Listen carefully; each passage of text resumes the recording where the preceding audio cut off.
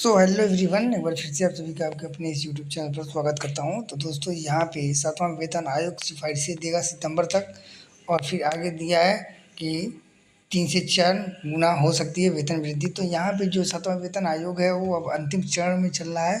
तो बहुत सारे लोग ये बोल रहे थे, जितने भी स्टाफ हैं वो बोल रहे हैं कि आखिर ये 8वां वेतन आयोग कब तक आएगा। तो यहाँ पे बहुत बड़ी जिम्मेदारी बन गई है वित्त मंत्री की कि ये क्या करने वाले हैं कि कब तक 8वां वेतन आयोग लागू करवाएंगे।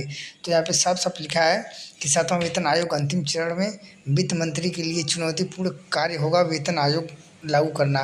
मतलब कि यहाँ पे वेतन आयोग लागू करना बहुत ही बड़ा चुनौतीपूर्ण कार्य होगा, क्योंकि यहाँ पे अब उनके जो भी बजट है उस पर भी असर पड़ने वाला है। तो यहाँ पे कितना सैलरी किसका बढ़ के हो जाएगा लेवल 1 से लेकर लेवल 12 तक, इस वीडियो के अंत तक सब कुछ बताने वाला हूँ। तो वीडियो के अंत तक बने रहिए। फिलहाल ये खबर देख लीजिए पूरी, इसमें खबर क्या है और यहाँ पे आपको वेतन कितना होगा लेवल 1 से लेकर लेवल 12 वालों का। तो यहाँ पे देखिए, नई दिल्ली, अब से 3 माह से भी कम वक्त में केंद्र सरकार को एक कठिन राजकोषीय चुनौती का सामना करना होगा।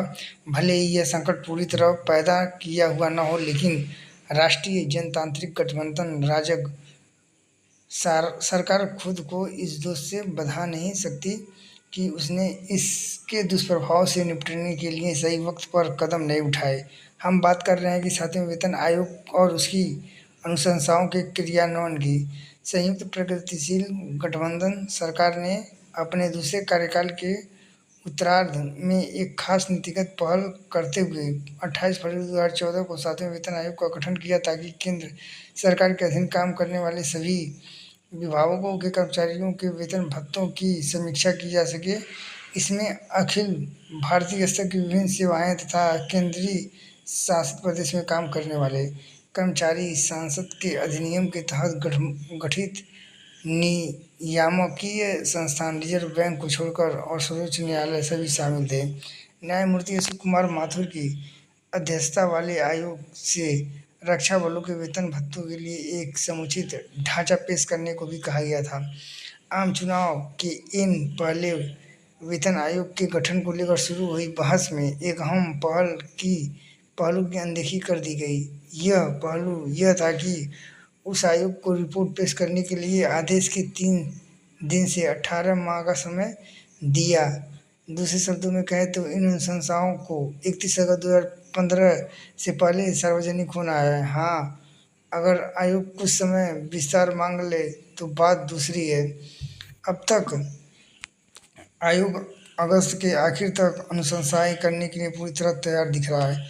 फिर यहाँ पे देखिए क्या बोला गया। इसका अर्थ यह हुआ कि राज्य सरकार को इन अनुशंसाओं पर कदम उठाना होगा। वेतन भत्तों का बोझ सरकार के वेतन पर पड़ने की आशंका प्रबल है।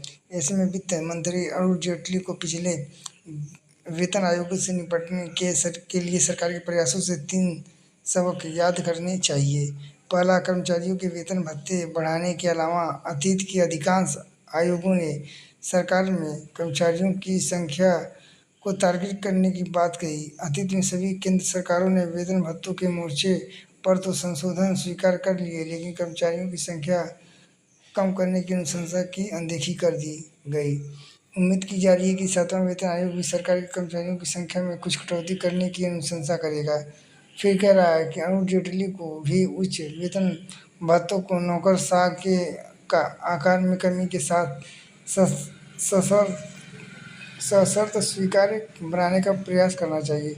दूसरी बात, अतीत के सभी वेतन आयोगों का सरकार का वित्तीय स्थिति पर नकारात्मक असर पड़ रहा है। इनको लागू करने के बाद वर्ष में हमेशा राजकोषीय घाटे पर दबाव देखने को मिला। वेतन आयोग की अनुशंसाओं का असर राज्य सरकारों के वित्त पर भी पड़ा है, क्योंकि वे इन अनुशंसाओं को स्वीकार कर ही लेते हैं। आयोग के सुझाव को लेकर केंद्र की प्रतिक्रिया में यह बात शामिल होनी चाहिए कि इसका राज्यों की वित्तीय स्थिति पर क्या असर होगा। यदि आवश्यक हो तो जेटली को अनुशंसाओं का क्रियान्वयन रोकने अथवा उसके प्रभाव को कम करने का प्रयास जरूर करना चाहिए। तो दोस्तों, ये रहा अब 7वां वेतन आयोग के बारे में इतना कुछ बोला गया है। अब यहाँ पे ये देखिए कि ये कब तक चल रहा है और कब तक 8वां वेतन आयोग लागू होगा। और यहाँ पे जैसे ही ये ख़त्म होने वाले होंगे उसके बाद आप लोग इससे मतलब इसमें तो बोला 3 से 4 गुना, लेकिन नहीं, उतना नहीं, लेकिन कुछ हद तक बढ़ेगा। कितना बढ़ेगा मैं इस वीडियो में आपको क्लियर कर दे रहा हूँ। तो चलते हैं बैक। तो यहाँ पे आप लोग देख सकते हो ऊपर आपको लिखा है कि पे मैट्रिक्स ग्रेड लेवल, यहाँ पे लेवल 1 2 3 4 जितना तक है, लेवल 18 तक है। और यहाँ पे 8th CPC बेसिक पे हाइक, मतलब जब 8वां वेतन आयोग लागू होगा तो आपका बेसिक जो हाइक है बेसिक पे कितना हो जाएगा लगभग। तो यहाँ पे आप लोग देखिए, यहाँ पे लेवल 1 का देखिए यहाँ पे 21,600 दिया है। फिर आगे लेवल 2 का 23,880, लेवल 3 का 26,040, लेवल 4 का है 30,600, लेवल 5 का 35,040, लेवल 6 का हो जाएगा 42,480, लेवल 7 का हो जाएगा 53,880, लेवल 8 का हो जाएगा 57,120, लेवल 9 का होगा 63,720 और 10 का हो जाएगा 67,320। फिर यहाँ पे आइए 11 पे, लेवल 11 वालों का हो जाएगा 81,240, लेवल 12 का हो जाएगा 94,560, लेवल 13 का हो जाएगा 1,47,720, लेवल 13 का हो जाएगा 1,57,320, लेवल 14 का हो जाएगा 1,73,040, लेवल 15 का हो जाएगा 2,18,400, लेवल 16 का हो जाएगा 2,86,480, लेवल 17 का हो जाएगा 2,70,000 और फिर लेवल 18 का हो जाएगा 3,00,000। तो दोस्तों यहाँ पे आप लोग खुद देख सकते हो कि यहाँ पे जैसे ही आप 8th CPC पाएंगे तो आपका जो पे ग्रेड है यहाँ पे कितना कुछ बढ़ने वाला है। और काफ़ी यहाँ पे तो सिर्फ आपका बेसिक पे है, यहाँ से आपका बेसिक पे के बाद आपका वहाँ पे भी DA जो भी है HRA सब कुछ बढ़ के मिलेगा। और साथ ही साथ आप कर्मचारियों के लिए बहुत ही बेनिफिट हो जाएगा जैसे ही 8वां वेतन आयोग लागू होगा। तो यहाँ पे कर्मचारियों के हित में सरकार जल्द से जल्द यहाँ पे कदम उठाना चाहिए और ख़ास करके कर्मचारियों को उसका बेनिफिट मिलना चाहिए। क्योंकि यहाँ पे क्या हो रहा है, यहाँ पे गवर्नमेंट जो कर रही है, कोई भी काम कर रही है कर्मचारियों के हित में, तो वो थोड़ा क्या कर रही है, देर कर रही है। उसको थोड़ा सा टाइम पे कर दे लेकिन देर ना करे। और इसी से जाके कर्मचारी, अगर आप कर्मचारियों के हित में बात करेंगे तभी जाके कर्मचारी आपके लिए भी सोचेंगे, जो भी सरकार जिसकी भी सरकार बने। तो यहाँ पे गवर्नमेंट को ये बात ध्यान रखना चाहिए ताकि वो यहाँ पे अच्छे से कर्मचारियों का जो भी है अपना टाइम टू टाइम वेतन इंक्रीमेंट वगैरह लगाती रहे तो सही रहेगा। तो दोस्तों यहाँ पे जो भी खबर था मैंने आपको शेयर किया।